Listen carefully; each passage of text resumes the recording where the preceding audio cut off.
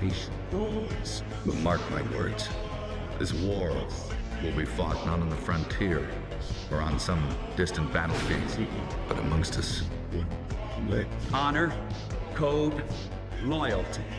We use these words as the backbone of a life spent defending something.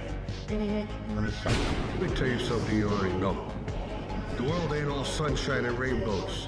It's a very mean and nasty place, and I don't care how tough you are, it will beat you to your knees and keep you there permanently if you let it. You, me, or nobody is gonna hit as hard as life. But it ain't about how hard you hit. It's about how hard you can get hit and keep moving forward. Welcome back, ladies and gentlemen, to American News Net, and we have another video for you that involves immigration and decides which are the normal thinking individuals to the far extreme left loonies, including Gavin Newsom. I started to call him Gary because he does kind of look like a Gary.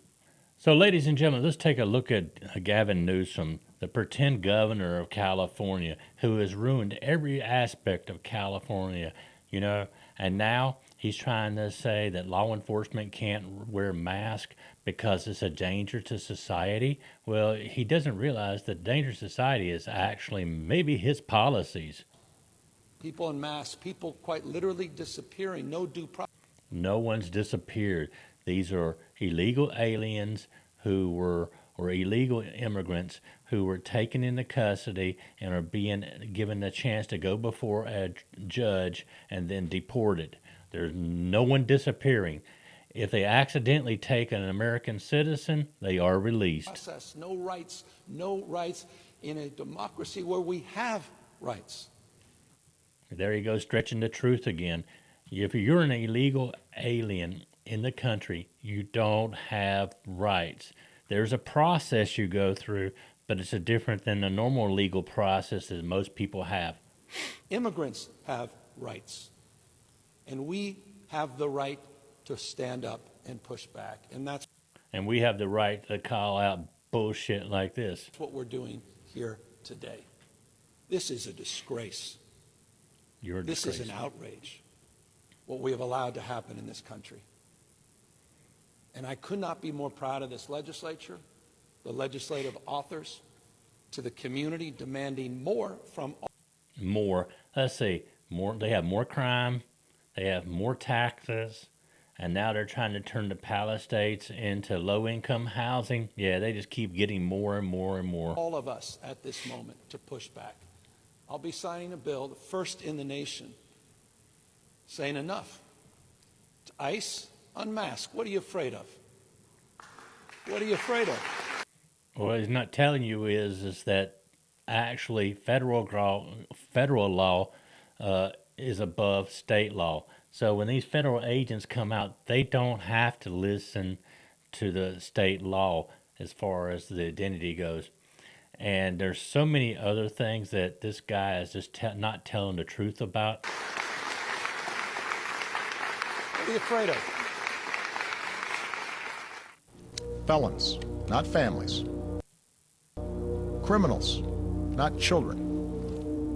Gang members, not a mom who's working hard to provide for her kids. We'll prioritize. But even as we focus on deporting criminals, the fact is millions of immigrants in every state, of every race and nationality. Just think about it. Obama is talking about deportation back when he was in office, and no one said a word about it until now. They're up in the uproar because they got their panties in a bunch. Still live here illegally. I can't believe we are living. Yeah, now here's a Karen, and she does not know, again, what she is talking about. Living in a country right now that is so cruel. If she wants to go to a cruel country, let her go to a country like Syria or Libya or Somalia, you know, where she wouldn't even be allowed to dress like this. That we are ripping families apart. There have been more than 400 arrests by ICE within our communities over the past several weeks. This means 400 families are missing family members. This means 400 individuals who were determined to have be here illegally are being deported. Because they have been literally kidnapped off the streets, and in some cases, we don't even know where they were taken. I know where they're taken. They're taken to Alligator Alcatraz. They're taken to Louisiana, and they're out of here. It's time for us to come together and say no. We are not going to accept this, and we are going to make sure we take our country back and live in a place where everybody, no matter where you are from, can live in peace and harmony. She ought to tell that to Lincoln Riley. And have a better life for future generations. How hard is it for you to understand illegal Now here's a guy of reason, you know. Immigrants do not belong here and should not live here. You simple-minded, low-energy, self-centered, democratic sheep are so toxic to America that it is ridiculous. You're tearing your own country apart. Have you even been in another country before? Have you been an immigrant in another country and seen how they treat Americans? You probably haven't. Let me tell you a little story. So I was in France one time, and this guy, or it was a woman, walked up to a French police officer and asked her for a toilet, and the police officer he looked at the bushes and he goes, "Boucher." I tried to buy a house in Mexico. You know what they said? You're not a resident. You're not welcome here. I tried to rent a house in Mexico. They said, you're not a resident. You're not welcome here. And I promise you, the same people that build these housing communities build it with the American dollar that they earned and they took back home. Somehow, it is all connected. When I was in Thailand, I was planning to leave the day after my visa expired. I had my plane ticket ready and everything. You know what happened? My girlfriend got mad at me. Then she called the cops on me, and then I had to get arrested and taken to the airport. And they had to make me leave. Even though I had a ticket ready, they wanted me to just get out. When I was dying in a hospital bed in Cambodia, nobody wanted to help me. Nobody wanted to even help me use the bathroom because I couldn't walk. They would say, oh, you're American. You're too big for us. We're not strong enough for you, being sarcastic. And then when the bill came for the price of admission to that hospital, it was like 20 times more what the locals paid. For what reason? Because I was American.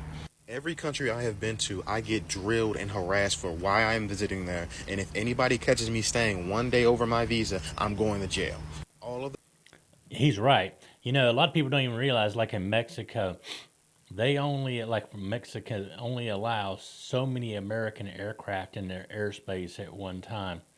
And, you know, I remember I'm a retired Coast Guard. I was in Mexico one time, and an individual came up to an airplane and asked if they could look on one of our aircraft. And we had some top secret material on there.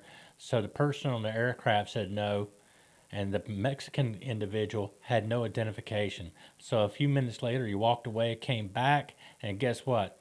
There was a vehicle. They arrested the person that was a Coast Guard member on the aircraft and took him into custody because he refused to allow somebody to go into an American aircraft.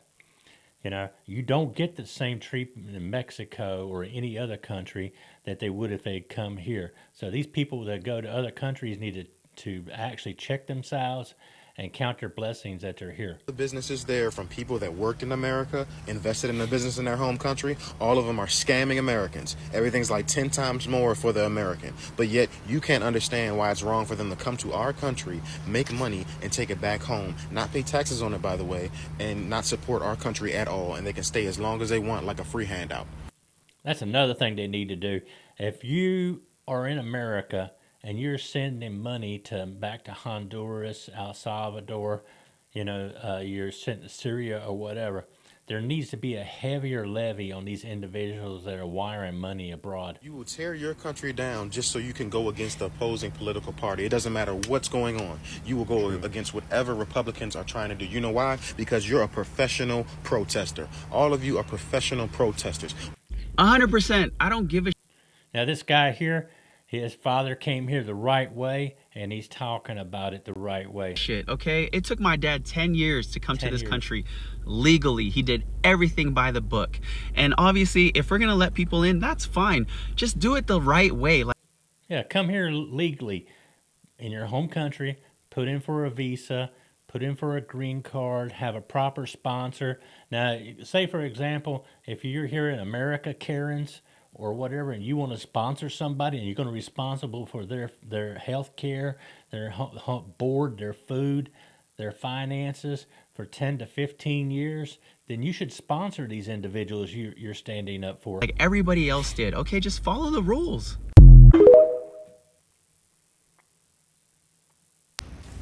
And one thing I will say I love about Chicago, we may not get along. There may be a lot of stuff that goes on, but when I tell you we come together, we come together.